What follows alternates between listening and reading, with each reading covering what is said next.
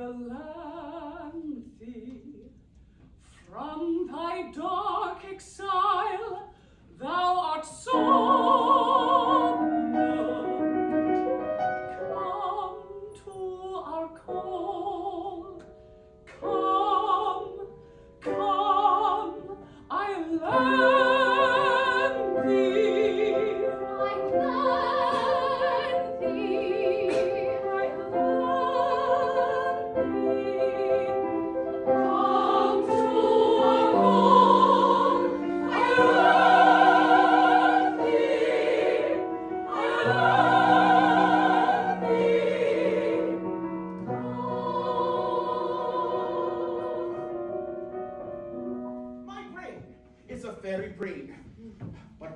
Downwards, I'm a gibbering idiot. My upper half is immortal, but my lower half grows older every day, and someday or other will die of old age. What's to become of my upper half when I bury my lower half, I really don't know. I see your difficulty, but with a fairy brain, you should seek a more intellectual sphere of action. Now, let me see, I've a borough or two at my disposal. Would you like to go into Parliament? A fairy member, that would be delightful. I'm afraid I shall do no good there. You see, from the waist upward, I'm a Tory of the most determined description. But my legs are two confounded radicals, who on a division will be sure to take me into the wrong lobby. You see, they're 2-to-1, and that's a strong working majority. Wouldst thou be in doubt or danger, peril or perplexity, call us and we'll come to thee. I call us and we'll come to thee. Tripping hither, tripping.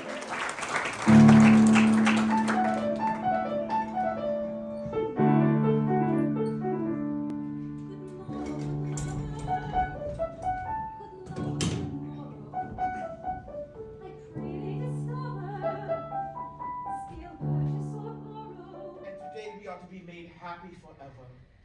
Well, we're to be married. Same thing. I suppose it is. Oh, Strephon, I tremble at the step I'm taking. I believe it's penal servitude for life to marry a lord of court without the Lord Chancellor's consent. I shall be of age in 2 years. Don't you think you could wait 2 years? 2 years? Have you ever looked in the glass? No, never. Here. Take a look at that and tell me if you think it's reasonable to ask me to wait 2 years. No, you're quite right. It's asking too much.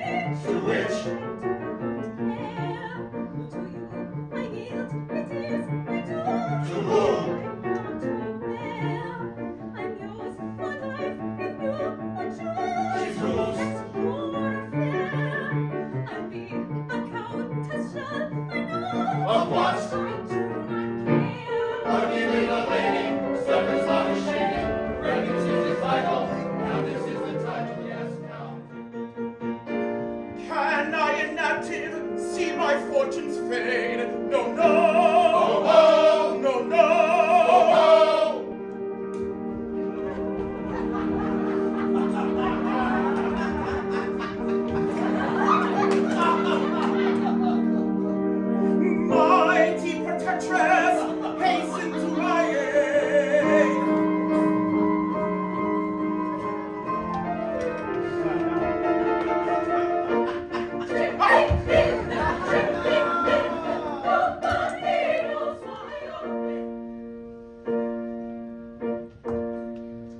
When next your houses do assemble, you will tremble. Our wrath when gentlemen offend us is tremendous. They meet who under it are calling doom appalling. Take down our sentence as we speak it, and he shall wreak it. Oh, spare us! In the parliamentary hive, liberal or conservative, Whig or Tory, I don't know, into Parliament you shall go. Into Parliament he shall go, backed by our supreme authority, in command of large majority. Into Parliament, Parliament, Parliament he shall go. Into Parliament he shall go. Into Parliament, Parliament, Parliament he shall go. Into Parliament he shall go.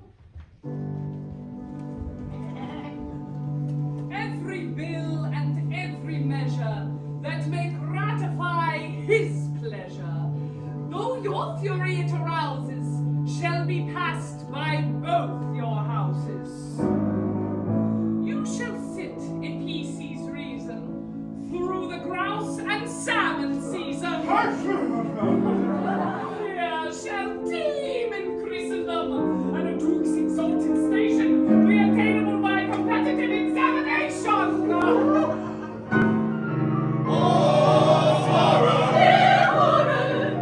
They can't assemble behind the fear that makes them tremble.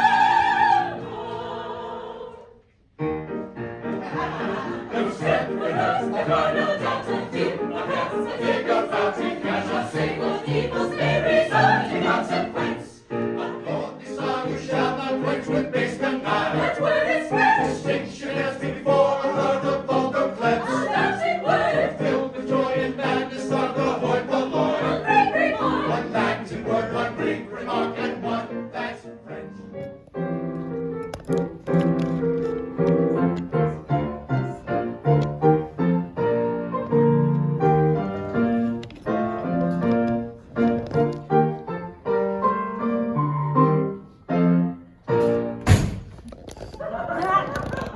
All night long on chattering pains, on sentry go to chase monotony. He exercises of his brains, that is, assuming that he's got any. I often think it's comical, fa-la-la-la, fa-la-la-la. Nature always does contrive, fa-la-la-la. That every boy and every gal that's born into the world alive is either a little liberal or else a little conservative. Fa-la-la, fa-la-la, is either a little liberal or else a little conservative.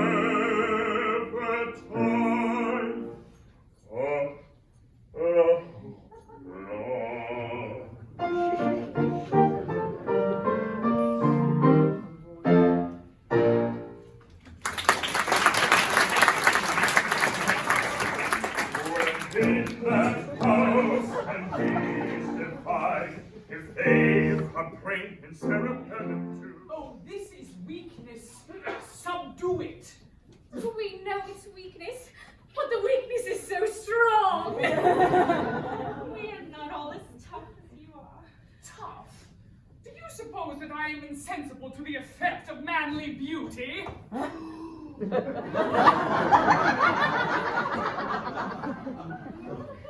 at this man, a picture. Who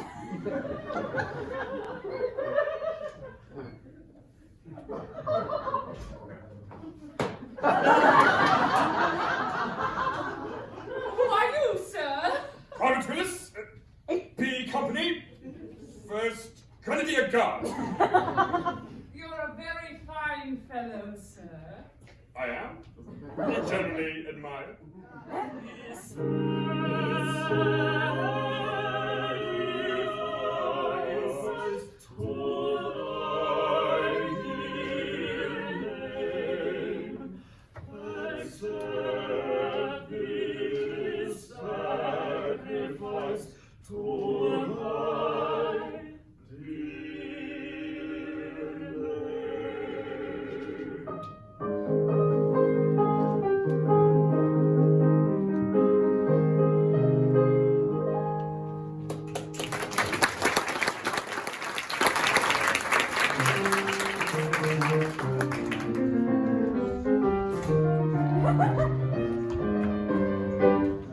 Love, unrequited, robs me of my rest. Love, hopeless love, my ardent soul encumbers. Love, nightmare-like, lies heavy on my chest, and weaves itself into my midnight slumbers. I suppose one ought to enjoy oneself when one leads both parties in Parliament as I do. But I'm miserable. Poor broken-hearted fool that I am. Oh, Phyllis. Phyllis! Yes? Phyllis? But I suppose I should say my lady. I have not yet been informed which title your ladyship has been pleased to select. I haven't decided. You see, I have no mother to advise me. No, I have. Yes, a young mother. Not very, a couple of centuries or so. She wears well. She does. She's a fairy. I beg your pardon, what? It's no use to conceal the fact any longer. She's a fairy. Very well. Well, that would account for a good many things. We can have to tidy everybody, you and I, of the feeling I inspire, you may try to buy, of the feeling I inspire, you may try to buy. If we can have to tidy everybody, you and I, of the feeling I inspire, you may try to buy. So I think we will go tidy everybody, you and I,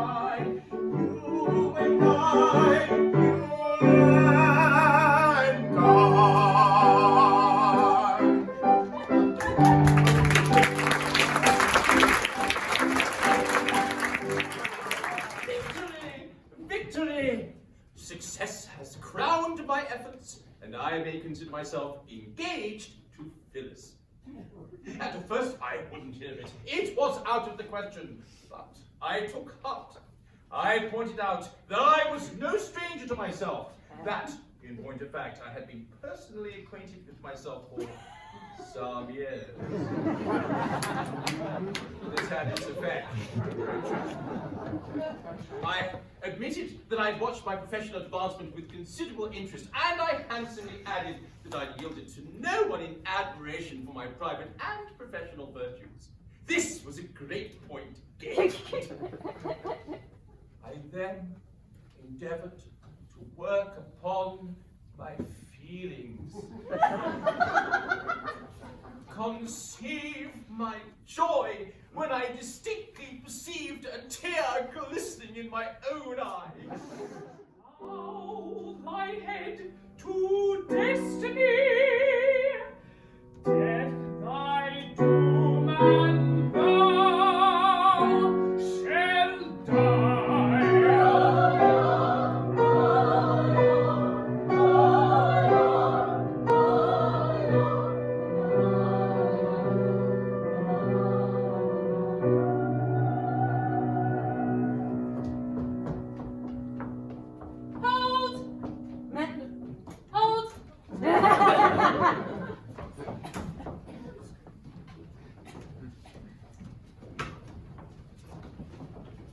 If Iolanthe must die, so must we all, for as she has sinned, so have we. What? We are all fairy duchesses, marchionesses, countesses, viscountesses, and baronesses. It's awful. They couldn't help themselves. It's they have helped themselves. And pretty freely, too. You have all incurred death.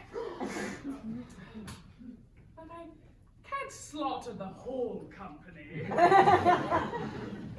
And yet...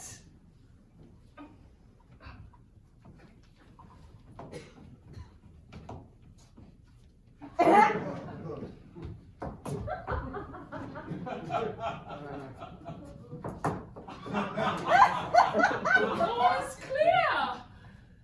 Every fairy who shall die, who she will marry a mortal. Allow me, as an old equity draftsman, to make a suggestion.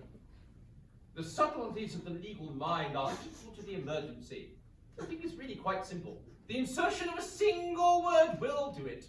Let it stand that every fairy shall die who doesn't marry a mortal. And there you are, out of your difficulty right. We like your humor. Very well. Very well.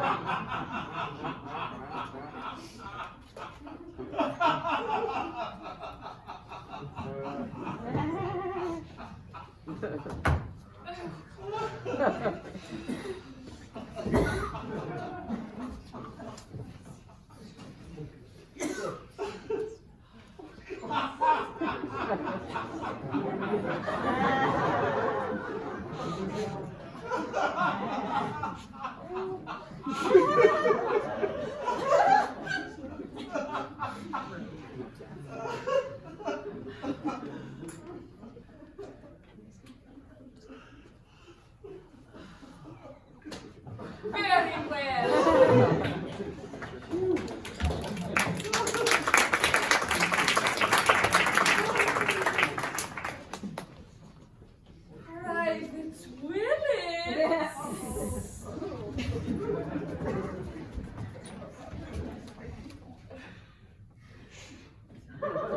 Private Willis. To save my life, it is necessary that I marry at once. How should you like to be a fairy guardsman? Well, ma'am, I don't think much of a British soldier who wouldn't ill-convenience. Up in the air,